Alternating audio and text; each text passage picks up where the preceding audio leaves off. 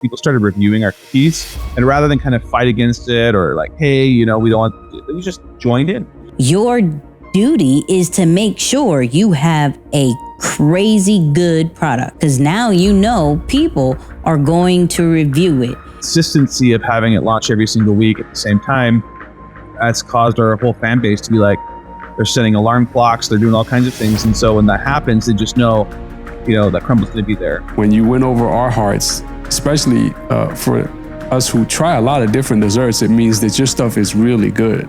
It's blueprint time, which, can we have an open conversation based off our last, not the Marshall one, but the one before that? Do we keep it blueprint? Do we? Wait, what you mean? Remember when we were talking about is having the blueprint of fraud? Like, do we call it blueprint? So what we are being intentional based off feedback that we got from you guys. Shout out to our YouTube community. We are being intentional with finding brand success stories and then how to monetize your influence and brand. So you're going to hear these two themes coming out more and more. So I don't know if we're going to call it blueprint, but understand these are the two themes that you're going to be getting from now on as we can do this. So the success story of today is going to be Crumbl cookies.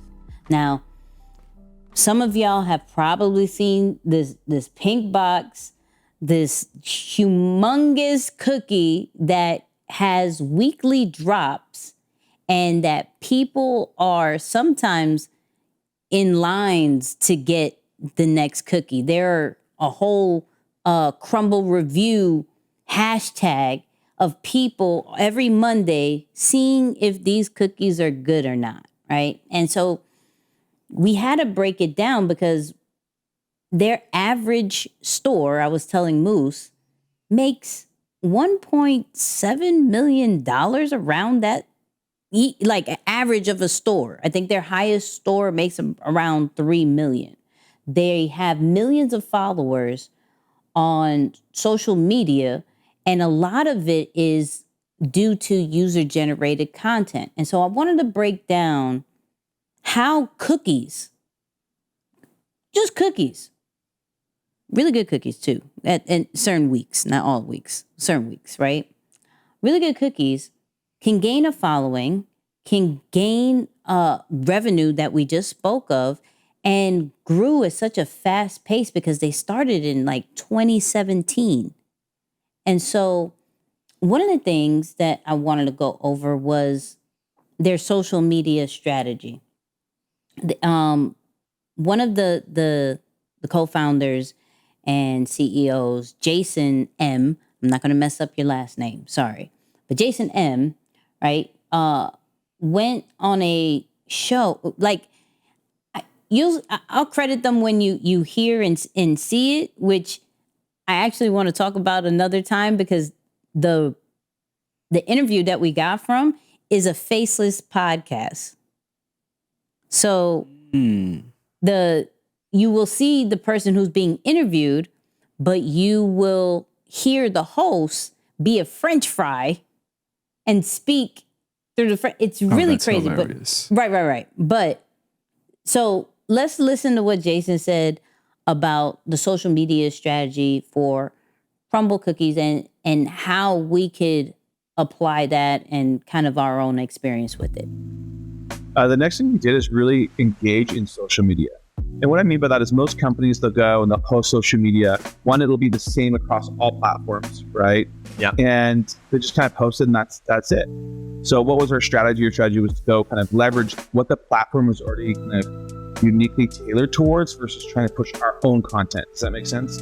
Yeah. And then TikTok, trends started on TikTok, and it's all about video and about rawness and all these other different things. And so when we got started on TikTok, we said, okay, let's just leverage the platform the way it was meant to be leveraged, instead of just trying to make it shoehorn into kind of the content that we had. And so when we did that, all kind of engagement started happening. And we noticed one thing that happened is people started reviewing our cookies. It was an interesting trend that started happening. And rather than kind of fight against it or like, hey, we don't want, you just joined in. So, there's a few parts that I actually wanted to discuss. The one main part is how they take each social media platform and cater to the platform, right? Where we're actually in a season, I'll say season, where you can post the same piece of content on all the platforms. What Crumbl did was like, okay, so with TikTok, they got these sounds, these music. So every time we drop, we'll use the trending sound. We won't use original sound, which we could, but we're not going to do that. With Instagram, we saw that the filters and having a highly produced content over there worked. We're going to do that. With YouTube, which we'll also get into, we'll do the long form. We'll do like a weekly show. And from that, I'm like, that's smart. Because you're playing the platform game. You're not, you're not just, we are the trendsetters, so we're just going to post it everywhere. No, I'm going to create for here, because we have different audiences and different from age range to everything. From they even spoke about in that particular interview how they started with Facebook, right? So when we're looking at social media, not looking at it from a one size fits all, because I'm noticing that too, where one will hit crazy on one platform and the others won't. And normally it goes based off what you're putting your energy to.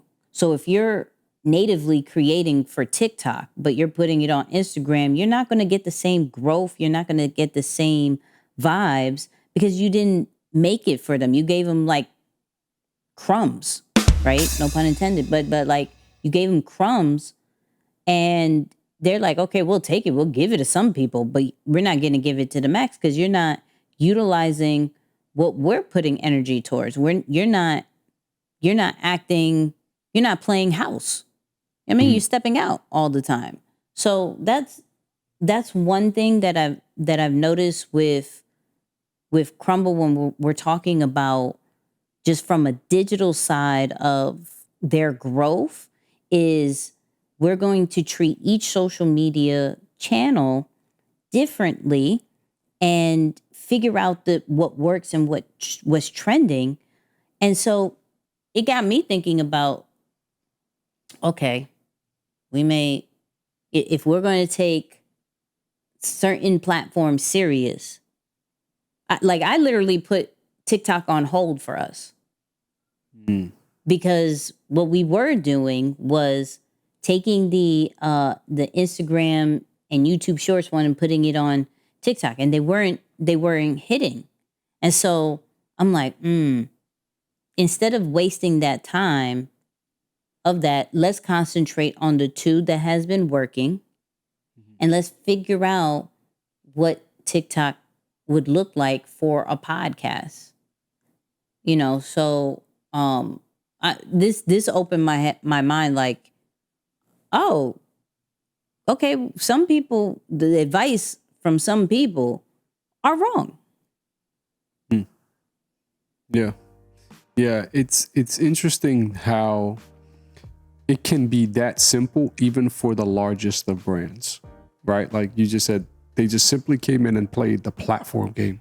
They didn't complicate it. They didn't question if this was a good strategy. They just did it. They were probably following you, by the way, because I know that's something that you always say. It's like, the platform, you got to pay attention to the rules. Let me go find out. Yeah, let me check real quick. But that's real, because it's so good to see that even the largest of brands and some of the numbers that you mentioned, and by the way, their evaluation is peaking, I think, into the billions, if not the hundreds of millions already. It's powerful to see that even the most quote unquote sophisticated businesses or brands can still follow simple fundamentals and have major success. And so that's a good reminder for all of us. I've done actually something similar because I'm starting to like TikTok low key is becoming my favorite platform. Okay. Come on. As you know, I just gotta admit it, as my timeline has become more spiritual and holy, I'm grateful. You know, my timeline on TikTok wasn't saved. You gotta be there.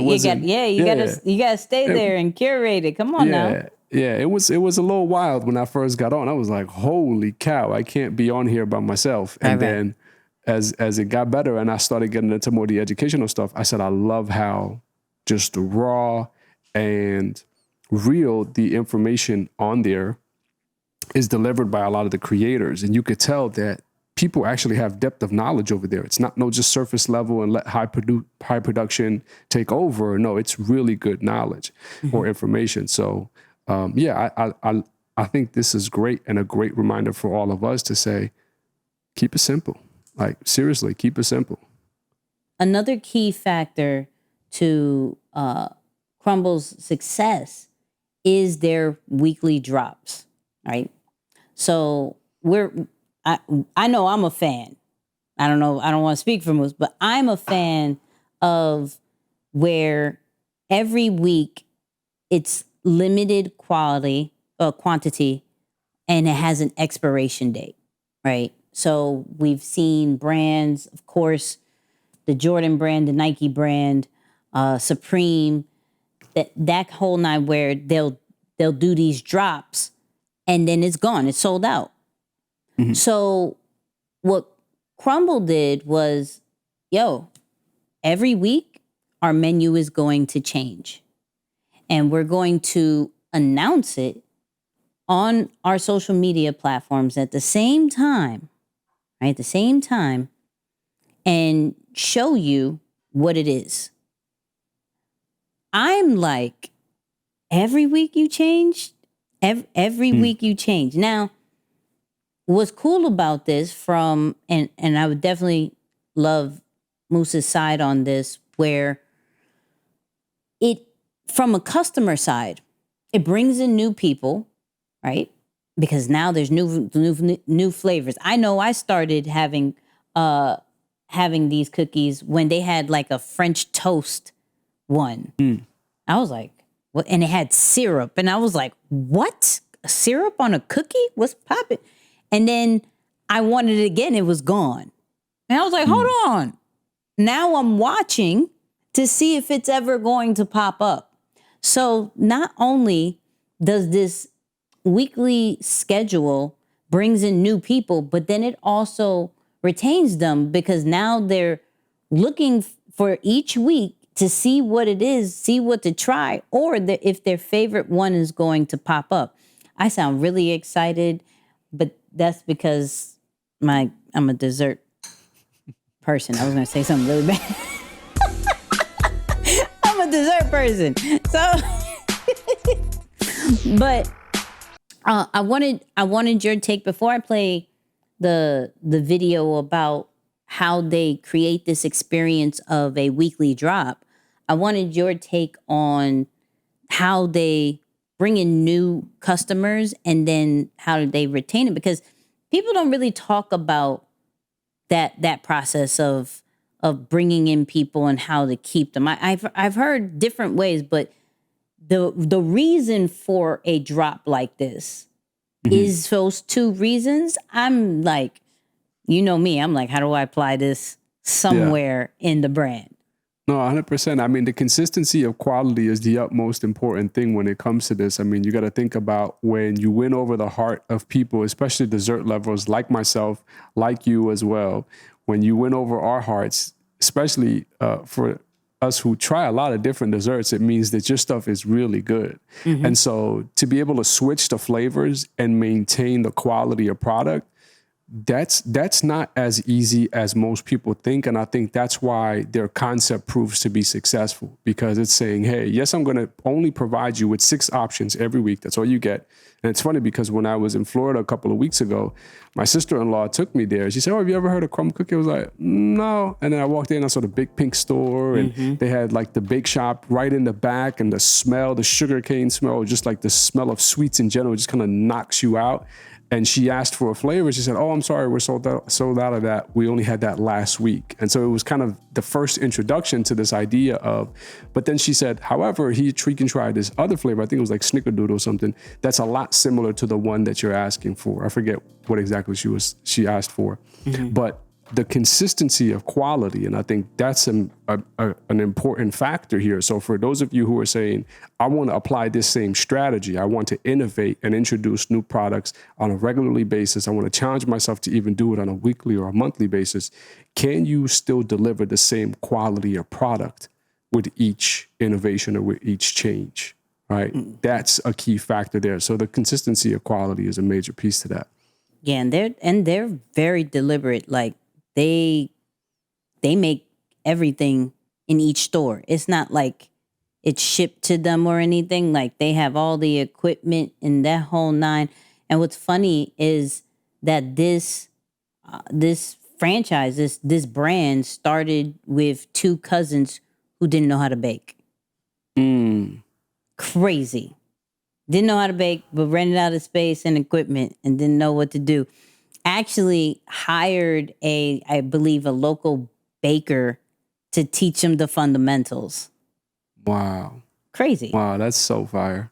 Yeah, super crazy. But let's look at and listen to what happened, like their experience with these weekly drops, because these weekly drops are also shown on social media, and kind of why he did it that way.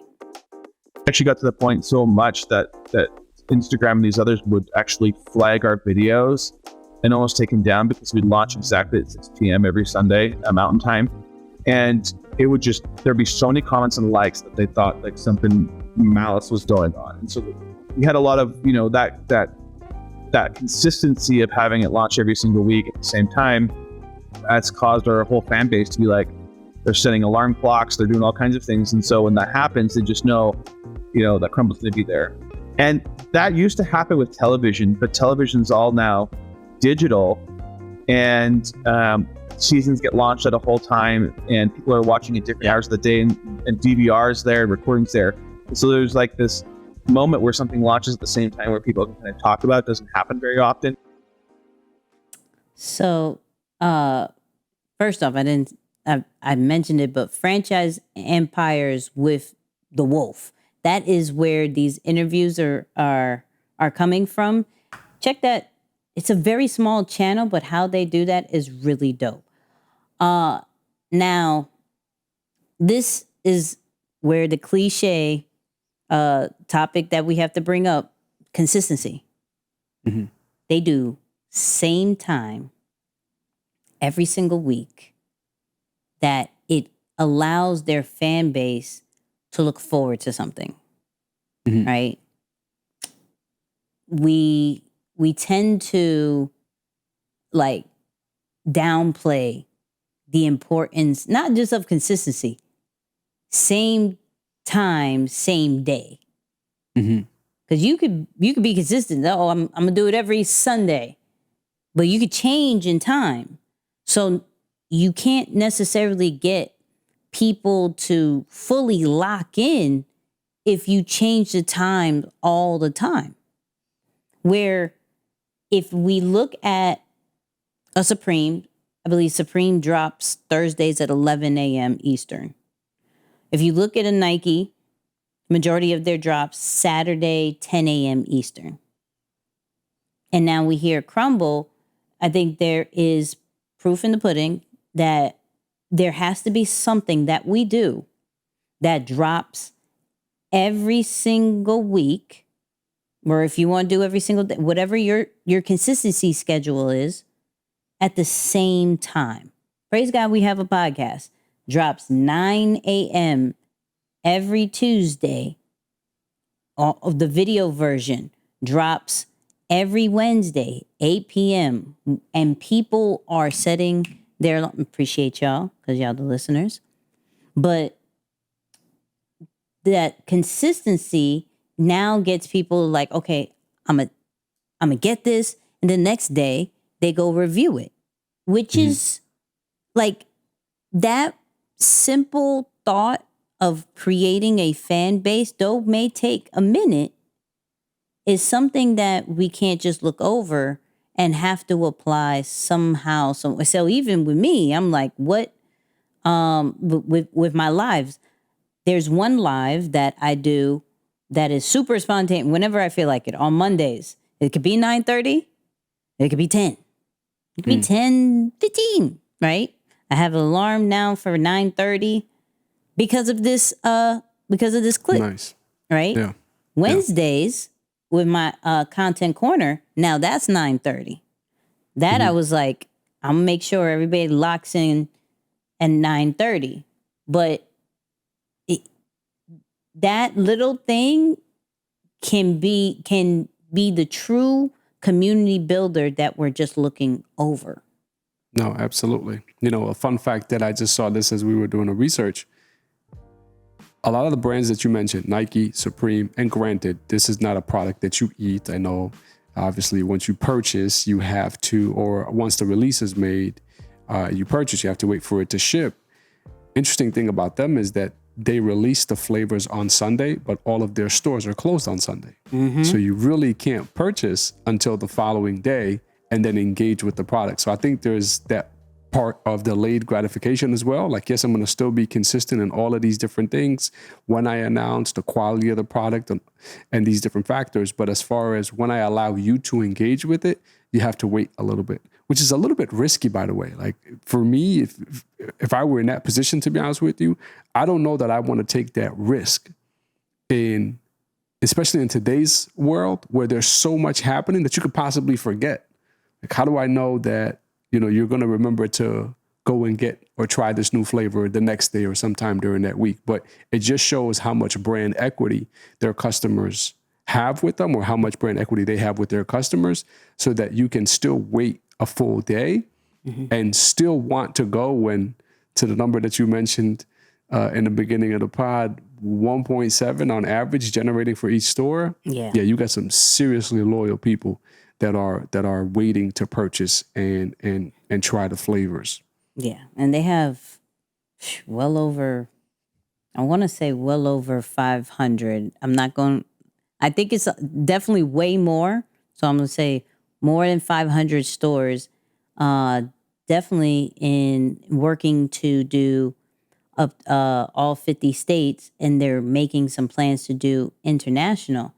The interesting thing before we get off this topic is the user-generated content, right? I want to really focus on that for a couple of seconds, where because they do that weekly review, and we know, because shout out to Keith Lee and other foodies, that reviewing food and desserts is kind of a thing to do. I've seen several people who get thousands and thousands of reviews to review these cookies.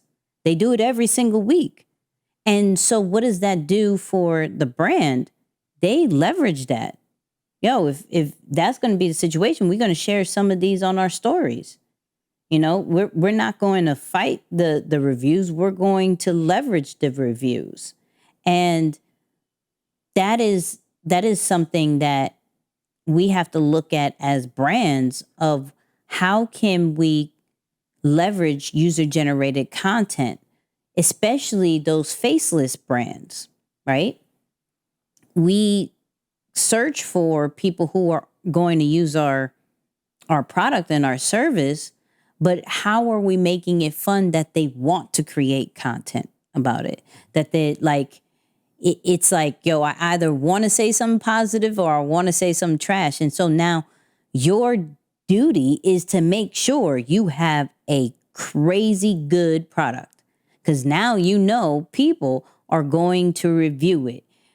And it's not just cookies. I mean, we watched something about how somebody reacted to a podcast. We watched something how people react to sneakers, to clothes, like their experience, customer journey with that. So user generated content, leverage that as much as you can. And I know in the beginning, that's like Nicky Noah's talking about my stuff, Moose.